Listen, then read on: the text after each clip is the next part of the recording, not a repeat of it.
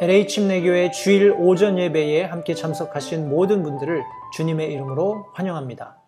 요한계시록 18장 계속해서 우리 요한계시록 말씀 함께 나누도록 하겠습니다. 우리 지난 시간에 제가 AI 시대를 사는 그리스도인 이런 제목으로 말씀드리면서 인용했던 우리 알베르토 리베라 우리 목사님 기억하시죠? 우리 천주교 우리 신부였고 예수회까지 가담할 정도로 굉장히 랭크가 높은 분이었었는데 그분이 구원받고 나서 이제 천주교의 실체를 폭로하는 그런 많은 그런 집회들도 하고 책들도 만들었습니다. 그런 책들이 제가 지난주에 인용을 잘못한 것 같아서 우리 칙 퍼블리케이션 그러니까 전도지 만드는 그런 단체입니다. 그래서 아마 받아보셨을 거예요. 뭐 여러 가지 언어로 번역이 되어 있고 한 그런 전도지 만드는 곳인데 그곳에서 이 알베르토 리베라 목사님이 증언한 그런 증언 자료들을 바탕으로 해서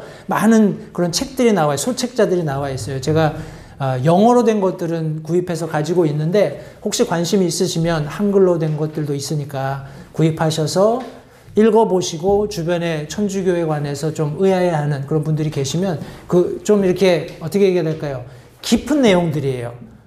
어떻게 보면은 바티칸 성당 지하에 있는 터널들에 몇 마일씩 퍼져 있는 아주 복잡한 터널 아래에 있는 아주 세밀한 그런 자료들, 네로 황제 당시부터 그런 자료들이 있다니까 얼마나 광범위합니까? 그죠?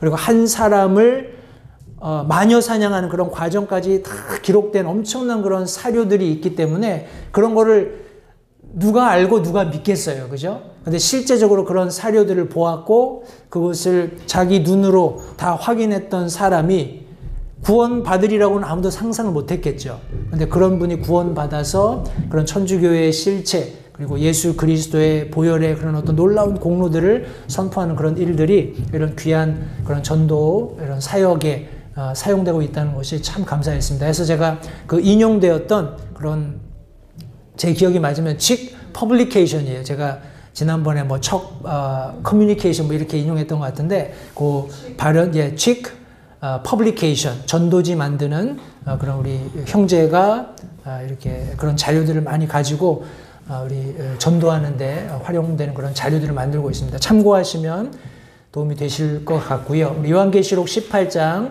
우리 전체 24절로 되어 있는데 성도님들 이미 우리가 17장을 해서 바벨론이 받게 될 어떤 종교적인 차원에서의 멸망 그것들을 이미 우리가 살펴보았습니다. 해서 그것과 연관해서 18장은 어떤 비즈니스적인 그런 어떤 상업적인 바벨론의 멸망과 관련이 있기 때문에 그렇게 크게 어렵지는 않을 겁니다. 해서 제가 전체 말씀을 찬찬히 읽을 때 들었던 말씀을 한번 기억하시면서 과연 어떻게 하나님께서 이 바벨론을 심판하실 것인가 하는 내용을 함께 우리 교훈 받으시면 되겠습니다. 제가 말씀을 천천히 읽겠습니다. 요한계시록 18장 전체 말씀입니다.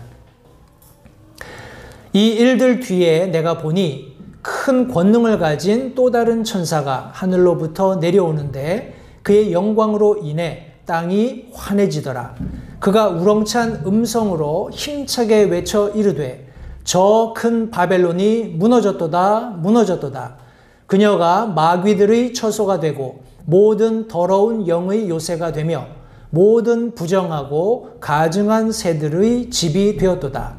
모든 민족들이 그녀의 음행으로 인한 진노의 포도즙을 마셨고 또 땅의 왕들이 그녀와 음행하였으며 땅의 상인들도 그녀의 넘치는 사치로 말미암아 치부하였도다 하더라. 또 내가 들으니 하늘로부터 또 다른 음성이 나서 이르되 내 백성아 너희는 그녀에게서 나와 그녀의 죄들에 참여하는 자가 되지 말고 그녀가 받을 재앙들을 받지 말라.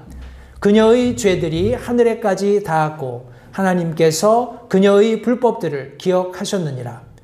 그녀가 너희에게 갚아준 대로 그녀에게 갚아주고 그녀의 행위에 따라 2배를 그녀에게 2배로 갚아주며 그녀가 채운 잔의 2배를 그녀에게 채워주라.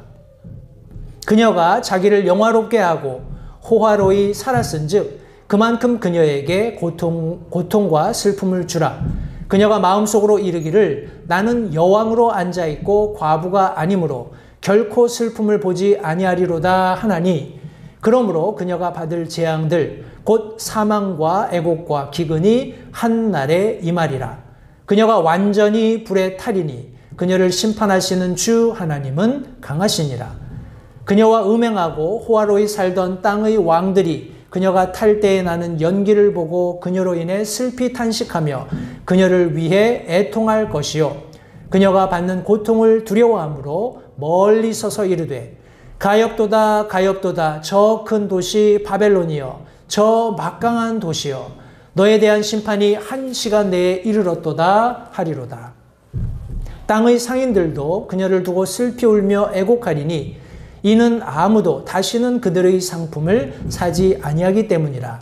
그 상품은 금과 은과 보석과 진주요, 고운 아마포와 자주색 옷감과 비단과 주홍색 옷감이요, 모든 향목과 온갖 종류의 상아 그릇이요, 매우 값진 나무와 놋과 쇠와 대리석으로 만든 온갖 그릇이요, 육개와 향료와 향유와 유향과 포도즙과 기름과 고운 가루와 밀이요, 짐승과 양과 말과 병거와 노예들과 사람들의 혼이라.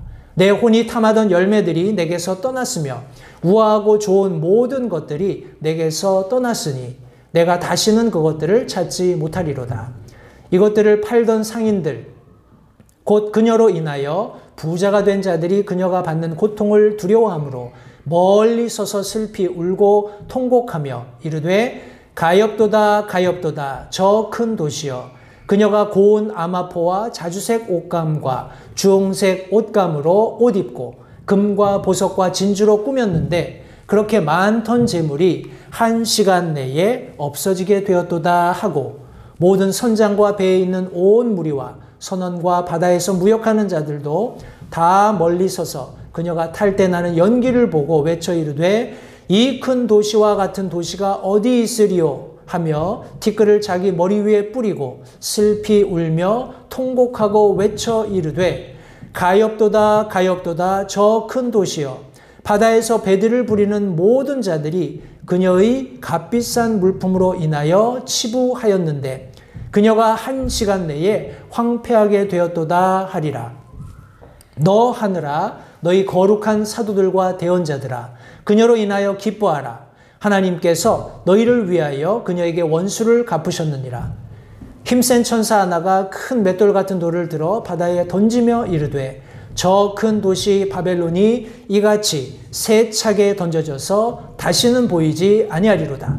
또 하프 타는 자와 음악하는 자와 피리 부는 자와 나팔 부는 자들의 소리가 다시는 내 안에서 들리지 아니하고 어떤 종류의 기술을 가진 기술자든지 그도 다시는 내 안에서 보이지 아니하며, 또 맷돌 소리가 다시는 내 안에서 들리지 아니하고 등잔불 빛이 다시는 내 안에서 비치지 아니하며 신랑과 신부의 음성도 다시는 내 안에서 들리지 아니하리로다. 내 상인들은 땅의 위대한 자들이었으며 내 마법에 모든 민족들이 속아 넘어갔도다. 대언자들과 성도들과 땅에서 죽임을 당한 모든 사람의 피가 그녀 안에서 발견되었느니라 하더라. 좀 긴 본문이었습니다만 오늘 본문의 말씀을 가지고 2배로 갚아주라 하는 제목으로 함께 말씀을 나누도록 하겠습니다. 잠시 말씀을 위해서 기도하겠습니다. 살아계신 아버지 하나님 감사합니다. 오늘 복된 주일 사랑하는 성도들과 하나님의 말씀을 나누는 이 복된 시간 허락해 주신 것을 감사드립니다. 특별히 우리가 계속해서 살펴보고 있는 요한계시록 말씀을 통해서 장차 일어나게 될 일들이 얼마나 중엄한 것인지 다시 한번 하나님의 말씀을 통해서 우리가 깨닫게 됩니다. 하나님께서 참 집행하시게 될 이런 심판들이 반드시 도래하게 될 것을 성경이 말씀하고 있는데, 이것이 진리이고 성경에 기록되어서 우리에게 경계로 주셨다면 하나님, 오늘날 교회 시대를 살고 있는 그리스도인의 삶의 모습이 어떠해야 하는지는 너무나 분명합니다. 하나님, 우리가 그때를 면하게 하신 것 감사합니다. 그러나 더 우리에게 긴급한 것은 우리 시대를 살고 있는 아직 예수님 알지 못하는 자들이 예수님 믿지 않은 채 도적같이 이르는 주의 날을 맞이하게 되면 저들도 성경이 말씀하고 있는 이런 끔찍한 중엄한 하나님의 심판대 앞에 설 수밖에 없다는 것을 우리가 잘 알고 있습니다. 우리의 마음을 하나님 새롭게 하시고 우리가 살고 있는 이 시대에 우리가 이 땅에 정을 두는 것이 아니라 마치 이 땅을 지나는 그런 나그네처럼 순례자처럼 그런 삶을 살 수 있도록 주님 도와주시기 원합니다. 우리가 열심을 품고 하는 이 세상의 일들이 우리에게 궁극적인 기쁨을 가져다 주지 못한다는 것을 잘 알고 있습니다. 우리가 이 세상을 여행자처럼 순례자처럼 나그네처럼 그렇게 살아갈 수 있도록 주님 도와주시고 무엇보다도 하늘에 속한 영원한 것들에 관심을 가지며 살아가는 우리 그리스도인들의 삶이 되도록 주님 도와주시기 원합니다. 이 말씀을 주님께 의탁합니다. 주님께서 소종을 사용하셔서 성도들에게 마땅히 들려져야 할 말씀을 전할 수 있도록 사용하시기를 다시 한번 간절히 바라옵고 예수님 이름으로 기도했습니다. 아멘. 성도님들 보십시오. 이 지금 우리가 함께 살펴보고 있는 요한계시록은 사도 요한이 하나님의 놀라운 섭리에 의해서 계시로 보게 된, 듣게 된 말씀들을 기록한 것들입니다. 실제적으로 사도 요한의 시점에서의 과거와 현재와 미래를 다루고 있기 때문에 어떤 의미에서는 우리가 이해하기가 더 쉬울 수도 있어요. 사도 요한 자신보다. 그런데 이 특별히 미래에 관한 이 말씀들은 우리가 완벽하게 이해하는 것은 사실 굉장히 어렵습니다. 그러나 제가 앞서서 몇 차례 말씀드렸던 것처럼 성경이 성경을 해석하는 범주 안에서 우리가 기도하는 가운데 성령의 도우심으로 이해할 수 있는 부분을 적절히 이해하고 그것을 오늘 우리 교회 시대를 살고 있는 그리스도인의 삶에 적용하는 것이 성도님들 요한계시록 공부하는 키입니다. 열쇠예요. 내가 미래에 일어날 일을 나 다 알아. 이건 별로 의미가 없어요. 그죠? 우리가 그 시대에 타임머신을 타고 갈 수도 없고 다음에 이런 일이 일어날 거야. 이렇게 얘기하는 것도 이거는 굉장히 허망한 거잖아요. 그죠? 아무 의미가 없는 겁니다. 우리가 이런 일들이 분명히 미래에 일어날 수 있다는 것을 안다면 오늘 우리의 삶이 달라야 된다는 거예요. 그것을 다시 한번 기억하시면서 오늘 특별히 18장에 있는 말씀을 우리가 함께 나누게 될 텐데 제가 이 말씀을 준비하다가 제 이제 디보션 시간에 열왕기상 22장 말씀을 제가 묵상하게 됐어요. 성도님들 나중에 집에 가셔서 열왕기상 22장 말씀을 꼭 한번 읽어보시기 바래요. 열왕기상 우리 22장 말씀에 보시면 이스라엘의 악한 왕 중에 대표적인 왕 하면 우리 아합 왕 기억하시죠? 그죠? 아합 왕하고 우리 남유다의 여호사밧 왕하고 이렇게 연합군을 이루어서 시리아를 대적하는 그런 과정이 묘사가 돼 있어요. 그때 선지자들이 400명 정도 모여가지고 이제 아합 왕이 물어봅니다. 야, 내가 이 시리아를 대적해서 우리의 땅이었던 이 길르앗 땅이었던 것 같아요. 제가 정확하게 그 지명이 기억나지 않는데 그 길르앗 땅을 내가 가서 빼앗으랴 삼가하랴 이렇게 질문을 하거든요. 그때 모든 대언자들이 그렇게 하라고 얘기합니다. 그렇게 하라고 얘기를 해요. 그런데 이제 여호사밧의 입장에서는 하나님의 대언자한테 묻고 싶다 해가지고 하나님의 대언자한테 묻습니다. 근데 그 대언자가 와서 하늘에 있는 일을 묘사해줘요. 하나님의 왕자가 있고 천사들이 있는데 어떻게 우리 아합 이스라엘 왕을 꾀어서 그의 생명을 우리가 취할 수 있을까? 이 한 영이 그렇게 얘기했다라는 거예요. 내가 가서 사람들을 미혹하는 영이 되겠다. 그래서 그 대언자의 입에 이런 조언을 주어서 왕이 그것을 따르게 하겠다. 이렇게 얘기하거든요. 성도님들 보십시오. 사도 요한의 입장에서는 지금 성령께 사로잡혀서 여러 경우에 천사의 음성을 듣고 초청을 받아서 영적인 그런 상황 속에서 사도 요한이 보는 것, 듣는 것이에요. 그런데 성도님들, 그것은 실제적으로 이 땅에서 일어나고 있는 일들과 연결되어 있으나 전혀 인간들의 눈에는 보이지 않는 영적인 세계에서 일어나고 있는 일들을 사도 요한이 보고 사도 요한이 들은 거예요. 성도님들, 오늘날 많은 일들이 일어납니다. 그죠? 많은 사건, 사고들이 있어요. 우리 이스라엘에서도 우리 이란인가요? 이란에서 폭격해서 다 요격은 했습니다만 전쟁이 나느냐 마느냐 막 이런 상황이 되니까 우리 서민들로서 제일 체감적으로 피해받는 게 뭐예요? 가스값, 그죠?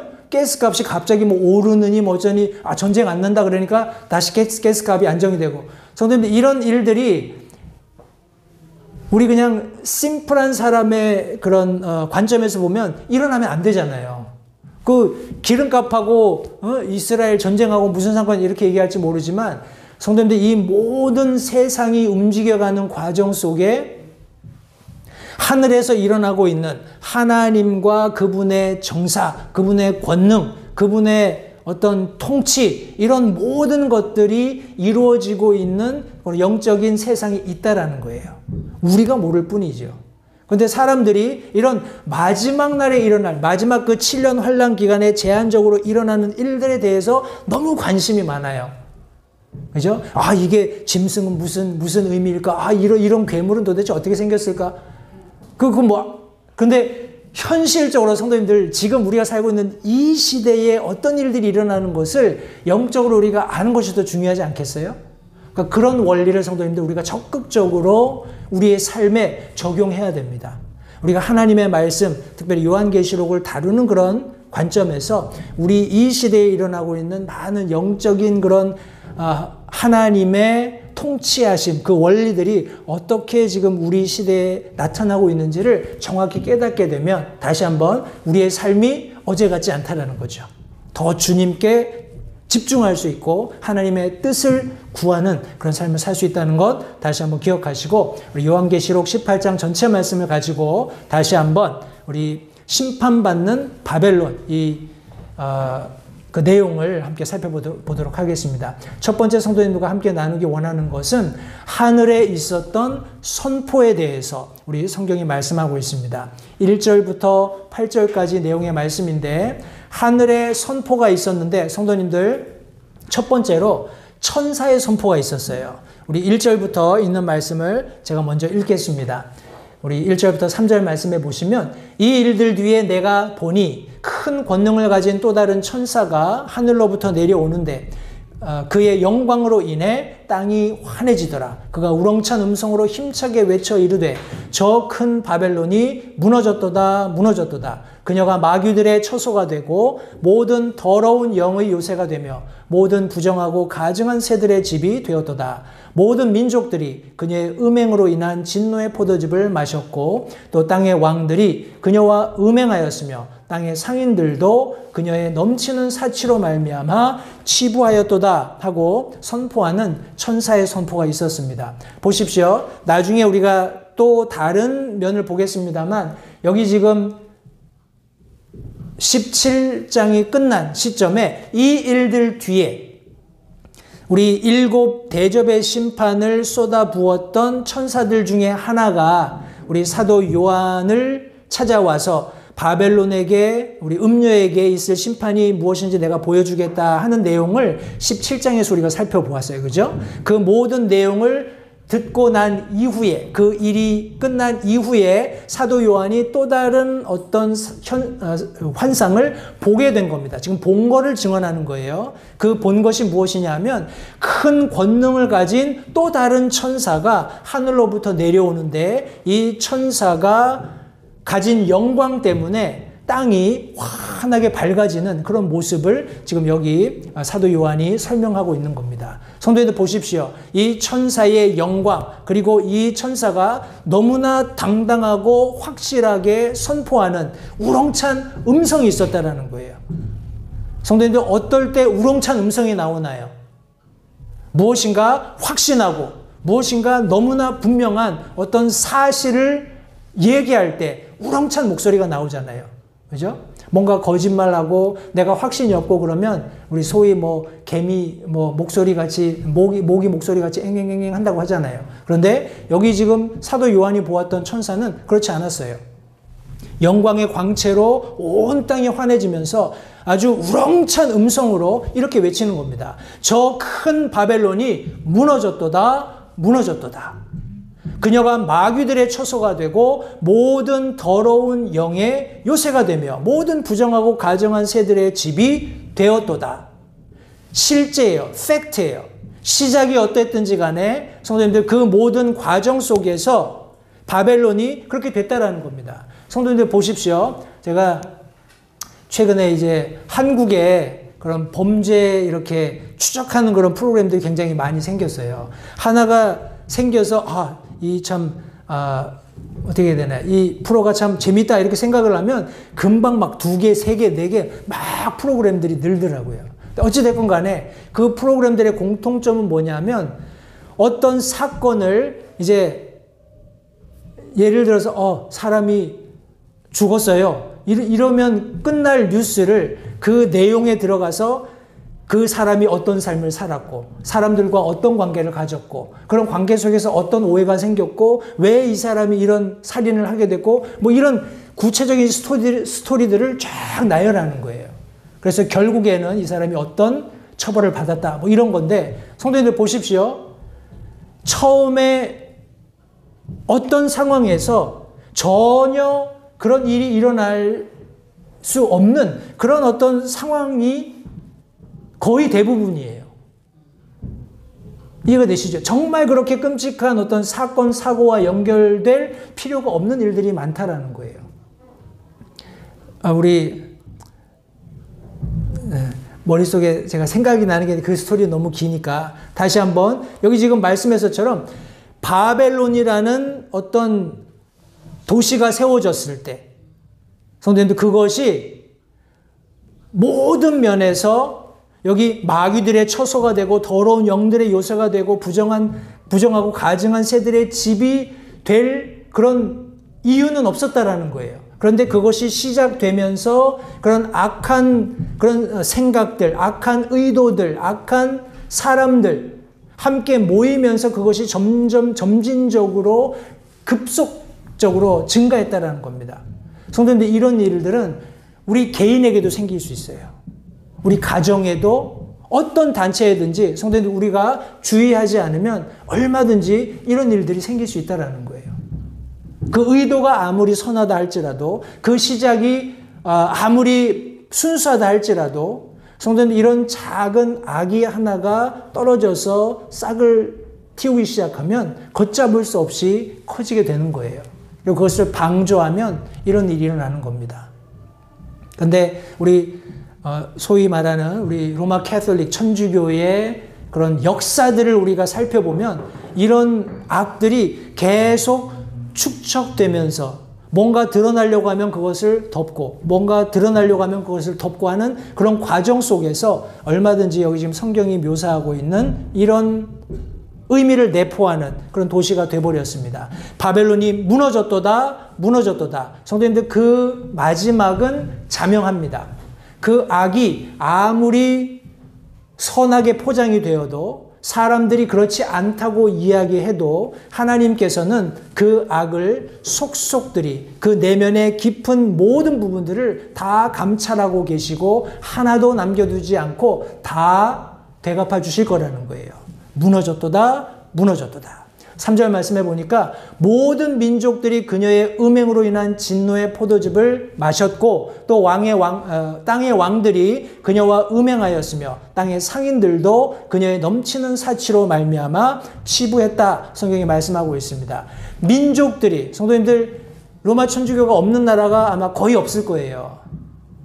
그리고 뭐 우리가 통상 로마 그 천주교를 기독교에 포함시키기 때문에 전 세계적으로 어떤 종교 분포도를 우리가 이렇게 그려보면 기독교가 굉장히 많은 것으로 나오는 겁니다. 그런데 실상 우리 성경적인 관점에서 우리가 기독교 혹은 예수님의 그런 어떤 제자들 이렇게 이야기했을 때 천주교를 집어넣는 것은 굉장히 조금 위험스러운 일이 아닐 수 없습니다. 그렇다고 해서 천주교 믿는 사람들은 한 사람도 구원 못 받는다 이런 의미는 아니에요. 그 중에도 그런 하나님을 사랑하고 예수 그리스도를 하나님의 아들로 믿는 그런 믿음을 가지신 분들이 있을 거라고 생각을 합니다. 그러나 일반적으로 우리가 알고 있는 제가 앞서 인용했던 그런 알베르토 리베라라는 그런 우리 전 천주교의 그런 신부였고 예수회에 소속되어 있었던 분, 구원받아서 이제 천주교의 모든 그런 뭐라고 하나요? 치부들을 폭로했던 그런 분들의 자료를 역추적해서 우리가 볼 때 이런 반드시 멸망할 수밖에 없는, 패망할 수밖에 없는, 그리고 하나님의 심판을 모면할 수밖에 없는 그런 천주교의 모습을 성도님들 다시 한번 기억하시면 좋겠습니다. 이런 모든 민족들이 이 그녀의 음행으로 인한 진노의 포도즙을 마셨다라는 거예요. 하나님을 하나님으로 알지 못하고, 그죠? 허망한 것들을 계속해서 하나님 자리에 대치하는 그런 과정을 통해서 하나님을 진노케 하는 그런 일들이 있었고, 그것이 정말 전염병처럼 급속도로 세상으로 퍼져나갔다는 겁니다. 그러면서 우리 특별히 유럽을 중심으로 해서 땅의 왕들이 그녀와 음행했다라는 거예요. 세상 권력이 종교와 손잡고 자기들의 어떤 기득권을 형성하는 그런 과정에서 성도님들 반드시 따를 수밖에 없는 것은 사치입니다. 부의 축척이에요. 나중에 뒤에 조금 더 구체적으로 살펴보겠습니다만 이런 내용들의 말씀이 우리 요한계시록 14장 8절에 이미 언급됐습니다. 또 다른 천사가 뒤따르며 이르되 저 큰 도시 바벨론이 무너졌도다 무너졌도다. 이는 그녀가 모든 민족들로 하여금 자기의 음행으로 인한 진노의 포도즙을 마시게 하였기 때문이더라. 성경이 말씀하고 있습니다. 우리 또 4절부터 말씀해 보시면 또 내가 들으니, 여기는 아까는 사도 요한이 본 것을 증언했어요. 그죠? 천사가 선포하는 내용을 설명해 주었고, 여기서는 내가 들으니, 듣게 되는 소리를 지금 여기 사도 요한이 증언하고 있는 겁니다. 하늘로부터 또 다른 음성이 나서 이르되 내 백성아. 여기 내 백성아라고 이야기할 수 있는 분이 누구실까요? 예수 그리스도시겠죠? 예수 그리스도의 선포입니다. 4절부터는 너희는 그녀에게서 나와 그녀의 죄들에 참여하는 자가 되지 말고 그녀가 받을 재앙을 받지 말라. 그녀의 죄들이 하늘에까지 닿았고 하나님께서 그녀의 불법들을 기억하셨느니라. 그녀가 너희에게 갚아준 대로 그녀에게 갚아주고 그녀의 행위에 따라 2배를 그녀에게 2배로 갚아주며 그녀가 채운 잔에 2배를 그녀에게 채워주라.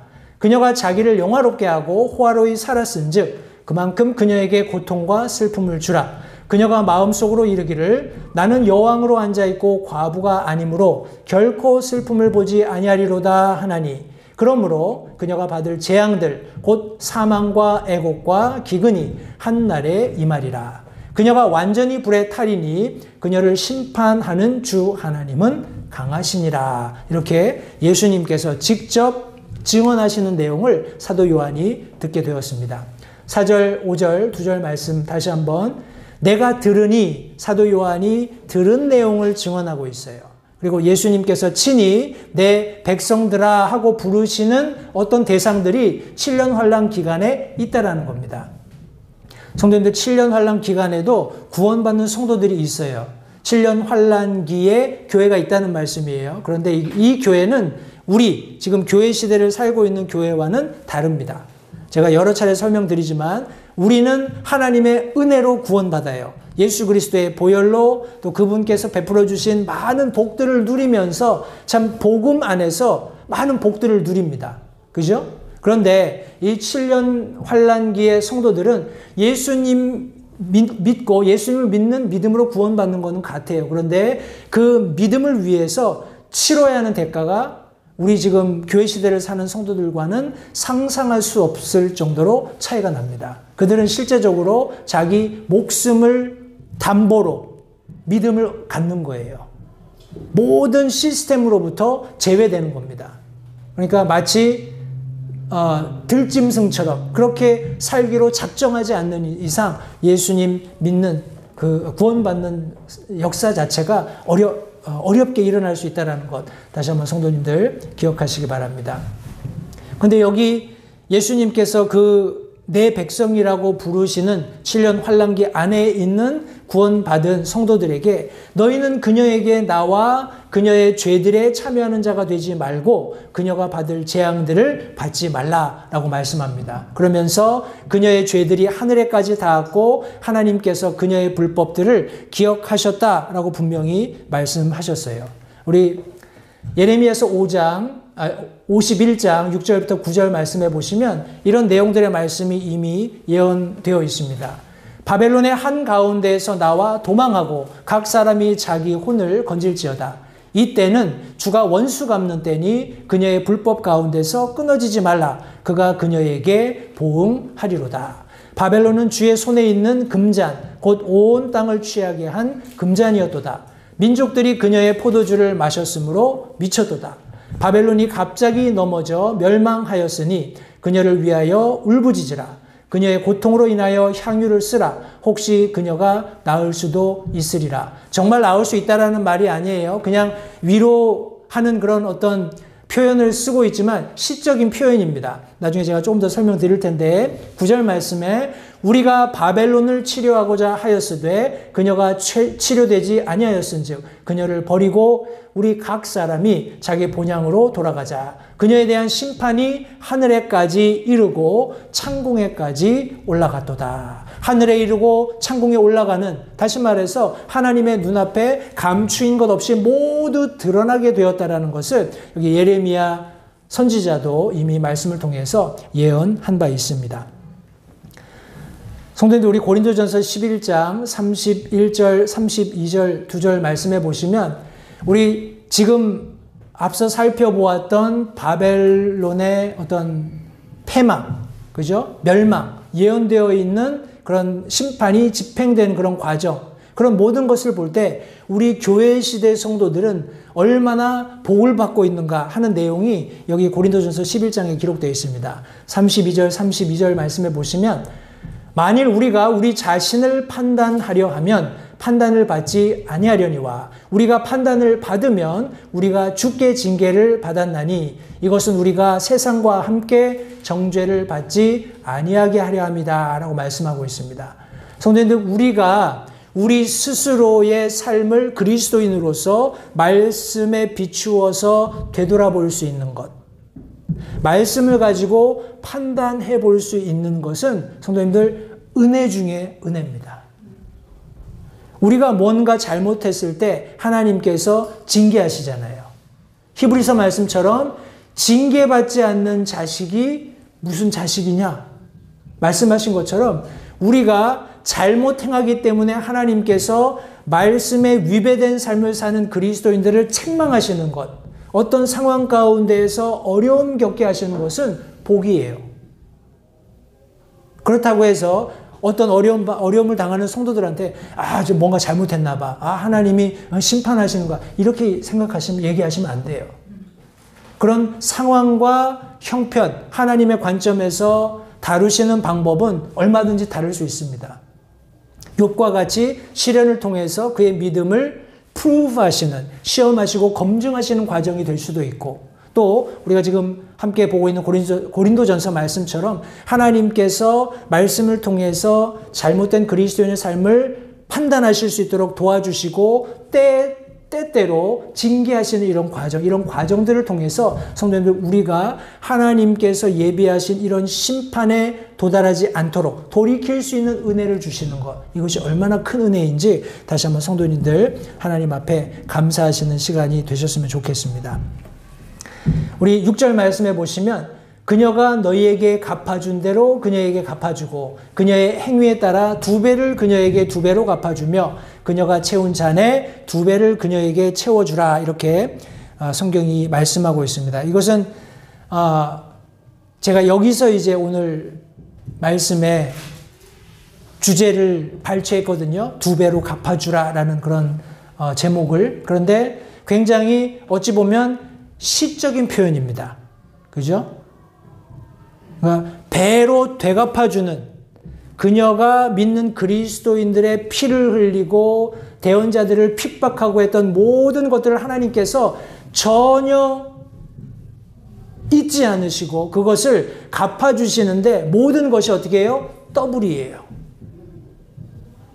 성도들 한번 보십시오. 제가 잔 폭스의 순교사라든지 여러 다양한 그런 피 흘린 발자취를 통해서라든지 우리의 믿음의 선조들이 당했던 그런 고난이라든지 핍박이라는 것은 그냥 현실적으로 그 100%를 우리가 듣거나 경험하게 된다면 정말 치를 떨고 경악할 수밖에 없는 그런 일일 거라는 말이에요.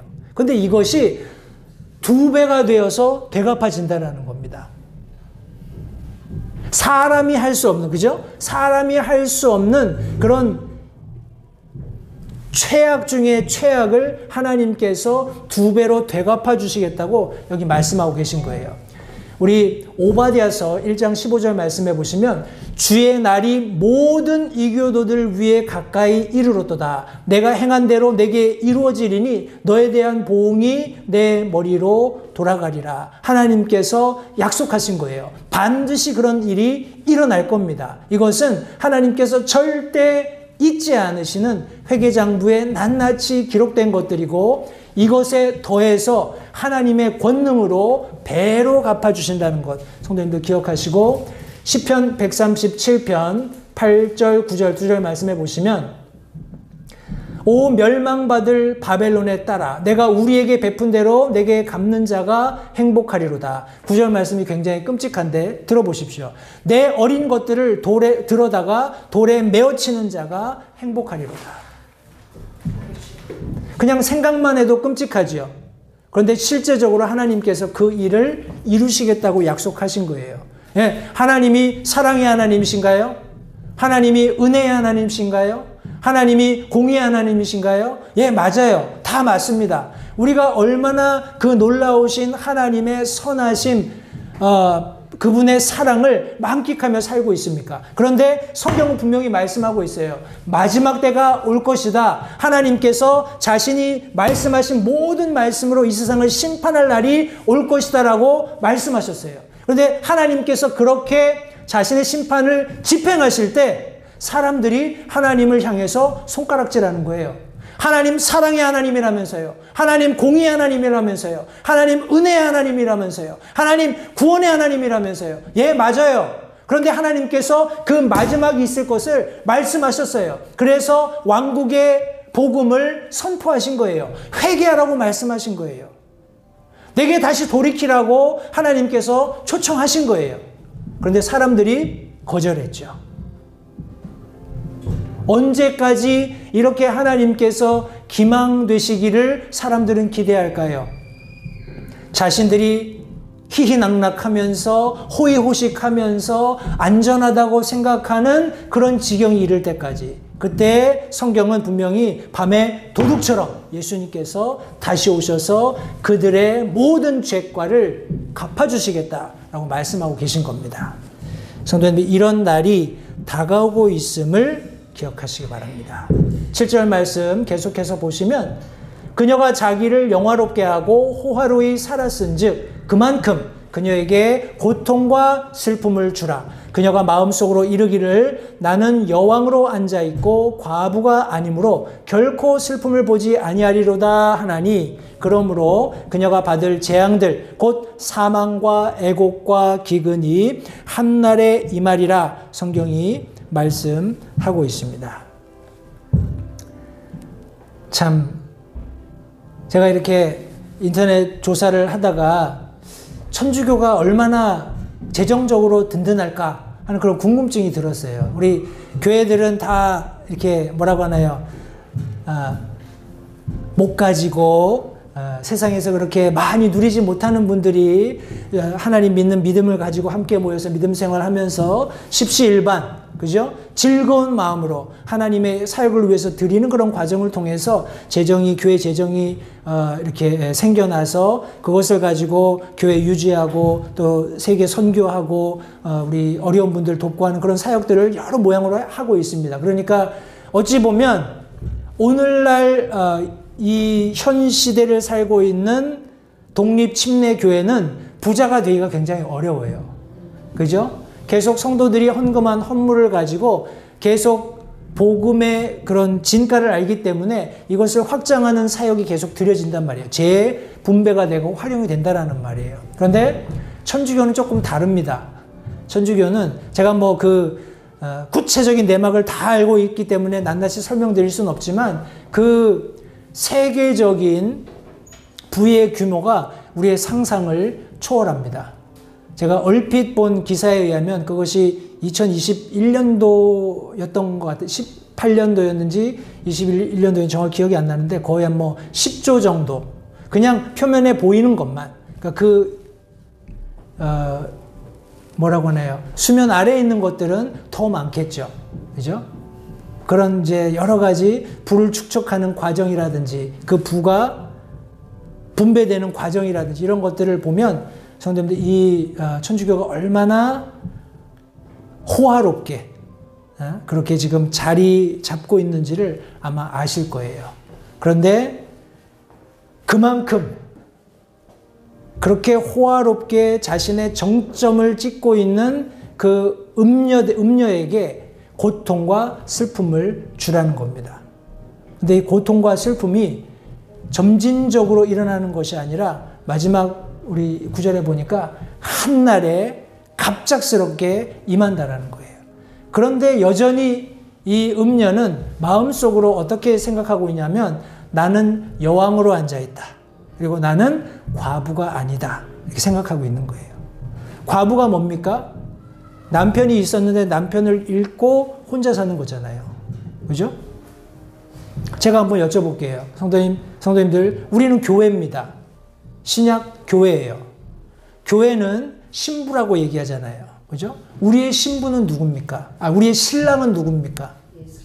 예수 그리스도시죠. 우리는 너무나 분명하게 여기에 처녀로 있지만 우리와 정혼할 신랑이 있는 걸 알아요. 그리고 언젠가 정혼하게 될 것을 알기 때문에 순결한 신부로서의 삶을 살기 위해서 부단히 애쓰는 거예요. 그것이 신약 교회의 특징입니다.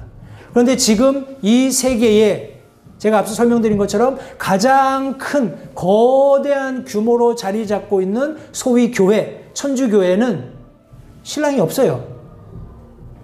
전에는 있었을지 모르지만 어떤 의도로 시작했던지 간에 앞서 우리가 살펴보았던 말씀에서처럼 마귀의 처소가 되고 각양음란한 그런 악한 영들이 자리 잡는 처소가 된 거예요. 신랑을 잃어버린 그런 과부의 입장인데도 자기 신부를 모르는 거예요. 나는 과부가 아니야. 이렇게 오만을 떨고 있는 이 음녀는 반드시 심판받게 된다는 것을 성경이 말씀하고 있습니다. 이어지는 절에 그녀가 완전히 불에 타리니 그녀를 심판하시는 주 하나님은 강하시니라 성경이 말씀하고 있습니다. 이와 관련해서 이 consuming destruction, 불에 의해서 완전히 소멸되는 그런 말씀이 또 이사야서에 기록되어 있습니다. 이사야 63장 1절부터 6절 말씀을 보시면 에돔에서 나오며 물들인 옷을 입고 보스라에서 나오는 이자는 누구냐? 의복이 영화롭고 자신의 큰 능력으로 다니는 이자는 누구냐? 의 안에서 말하는 나니 곧 구원하는 능력이 있는 자니라. 어찌하여 주의 의복이 붉으며 주의 옷이 포도즙 틀을 밟는 자와 같으나이까? 백성들 중에서 나와 함께한 자가 없이 내가 홀로 포도즙 틀을 밟아노라. 내가 친히 분노하여 그들을 밟고 친히 경노하여 그들을 짓밟으리니 그들의 피가 내 옷에 튀어 내 모든 의복을 더럽히리라. 원수 갚는 날이 내 마음속에 있고 내가 구속할 자들의 해가 이르렀으나 내가 보니 도와주는 자가 없었으며 또 떠받쳐주는 자가 없었으므로 내가 이상히 여겼노라. 그러므로 내 팔이 내게 구원을 가져왔으며 내 경노가 나를 떠받쳤느니라. 내가 친히 분노하여 백성들을 밟으며 내가 친히 경노하여 그들을 취하게 하고 그들의 기력을 땅에까지 끌어내리리라. 진노하시며 공의를 가지고 철저하게 원수 갚으시는 예수 그리스도의 모습이 여기 성경에 기록되어 있습니다. 성도님들, 그날이 반드시 도래할 거예요. 우리 그리스도인의 삶이 어떠해야 하는지가 관건입니다. 제가 마지막 대지가 있습니다만 이 대지는 시간 관계상 다 못할 것 같아요. 그래서 제가 다음 시간에 우리 이어서 우리 요한계시록 18장 2배로 갚아주라는 내용의 말씀을 할 텐데, 성도님들, 여기 제가 지금 사진에 보여드리는 이 곳은 스페인의 산티아고에 있는 순례자의 길이랍니다. 어떤 생각이 드세요? 이 사진을 보시니까. 야, 참 처량하다. 갈 길이 멀다. 아유, 나는 어디 가서 쉬나. 이런 생각이 좀 드시죠? 그냥 끝없이 펼쳐져 있는 그냥 길만 나 있는 그런 길이에요. 제가 질문을 한번 드려볼게요. 성도님들, 지금 내가 살고 있는 삶이 어떤 삶이라고 생각하세요? 아마도 많은 사람들이 이 길을 가다가 어디 좀 평탄하고 그늘진 곳이 나오면 거기에다가 내가 좀 터를 만들고 나무 주워와서 집도 좀 만들고 우물도 파고 꽃도 심고 또 채소도 좀 심고 이렇게 좀 살만한 집을 만들면 좋겠다라고 생각하실 것 같아요. 근데 성도님들, 저와 여러분들의 본분은 뭔가요?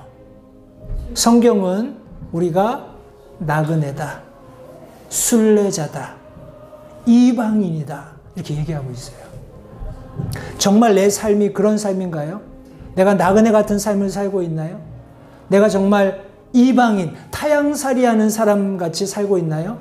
이 세상이 나를 마치 우리 지금은 이제 한국도 많이 세계화가 되어 있어서 외국 사람이 한국에 들어가도 별로 이렇게 막 신기하게 쳐다보고 그러지는 않을 것 같아요. 근데 저 어릴 때만 해도 머리 노란 사람이 나타나면은 애들이 막 몰려들어가지고 어떻게든지 얼굴 한번 더 보려고 막 그랬던 기억이 나거든요. 저와 여러분들이 그런 삶을 사실은 살아야 돼요. 세상 사람들이 우리 삶을 볼 때, 야, 희한하네. 어떻게 저렇게 살지? 야, 참 생각하는 것, 말하는 것, 행동하는 게 전혀 다르네. 야, 정말 어디서 온 사람이야? 이런 지경에 이르러야지 우리가 그리스도인으로 마땅히 사는 삶이라고 생각합니다. 성도님들, 하나님 나라가 아닌 우리가 사는 그 어떤 나라도 바벨론이에요. 내가 거기에 정착하고 마음을 두고 뿌리를 내리는 순간, 성도님들, 마귀가 틈을 타고 악한 영들이 몰려들게 돼 있어요. 우리의 여정은 이 길이 끝날 때까지 계속 걷는 겁니다. 나의 삶을 부지런히 살아가는 거예요. 예, 때때로 개울가도 만날 수 있어요. 우거진 숲을도 만날 수 있습니다. 근데 거기 들어가서 내가 안주하는 순간 그곳이 바벨론이 되는 거예요. 그런데 우리가 미국 와서 이렇게 저렇게 부단히 노력해서 미국 시민권도 따고 뭐 영주권도 따고 시민권도 따고 그렇게 막 노력하고 살잖아요. 그런 어떤 형편이나 상황을 위해서 그렇게 하시는 것은 충분히 이해가 됩니다. 그런데 궁극적으로 우리 삶에 하나님께서 우리가 편안하게 뭐 영주권 가지고 시민권 가지고 살 수 있도록 해주신 이유는 이 땅에 있는 동안에 우리가 본향에 다다를 때까지 부지런히 복음 전할 수 있도록 그런 상황들을 만들어 주시는 것이다 라는 것을 성도님들 절대 잊지 마시기 바랍니다. 이 세상에 동화되지 마세요. 이 세상은 우리의 집이 아닙니다. 다시 한번 말씀을 기억하시면서 하나님께서 선포해 주시는 이 귀한 말씀들에 다시 한번 귀를 기울이십시오. 이 세상은 언젠가 끝이 납니다. 그리고 하나님께서 이 세상이 우리 믿는 그리스도인들에게 쏟아부었던 악을 2배로 풍성히 채워서 갚아주시겠다고 약속하셨어요. 그날이 이르기 전에 성도님들, 우리는 그리스도인으로서 마땅히 이 땅 가운데 복이 되어야 합니다. 성경 말씀처럼 빛이 되고 소금이 되어야 돼요. 그런 역할을 잘 감당할 때 성도님들, 우리 복음을 듣는 사람들이 이 하나님의 진노로부터 피할 길을 찾게 된다는 것 다시 한번 기억하시면서 우리 그리스도인으로서의 합당한 삶을 사는 우리 모든 LA 침례교회 성도님들 되시기를 바랍니다. 기도하겠습니다. 잠시 들으신 말씀에 따라 결단하는 시간을 가지시기 바랍니다. 하나님께서 무엇을 말씀하시든지 따르기로 결단하십시오. 하나님께서는 순종하는 자들을 존중하십니다. 아직 예수님을 개인의 구주로 영접하신 사실이 없으시다면 자신이 죄인됨을 인정하며 하나님께 나오는 자들을 하나님께서 받아주신다는 확실한 말씀에 근거하여 다음과 같이 기도하십시오. 하나님, 나는 죄인입니다. 나는 내 죄로 인해 죽을 수밖에 없음을 압니다. 그러나 예수님께서 내 죄를 위해 십자가에서 피 흘려 죽으시고 사흘 만에 다시 살아나셔서 내 죄값을 모두 지불하셨고 내게 새로운 생명을 약속하셨음을 믿습니다. 지금 이 순간 예수님을 내 마음에 모셔드립니다. 내 마음에 오셔서 나의 주와 그리스도가 되어주십시오. 예수님 이름으로 기도했습니다. 다음과 같이 기도하셨다면 여러분은 성경 말씀대로 구원을 받으셨습니다. 계속해서 주 안에서 함께 자라가는 복된 교제가 있기를 간절히 바랍니다.